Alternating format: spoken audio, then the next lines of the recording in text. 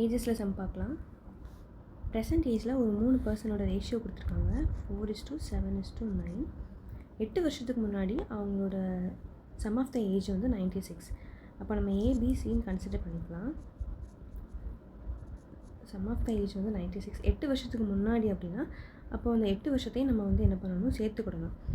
அப்போனா 3 பேருக்கும் 3 × 8 = 24. அப்போ 96 + 24 = 120.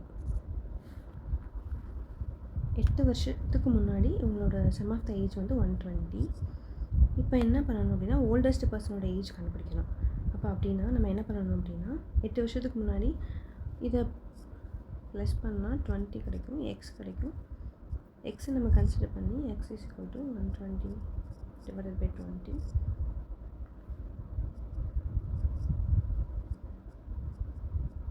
கேன்சல் கொடுத்துடலாம். 6 கிடைக்கும். அப்போ வந்து யாரோடது ஓல்டஸ்ட் பர்சன் அப்படின்னு சொன்னாங்கன்னா இவங்க தான் நம்ம கன்சிடர் பண்ணலாம். 9x = 9 × 6. 9 × 6 = 54. அப்போ சி தான் ஆன்சர்.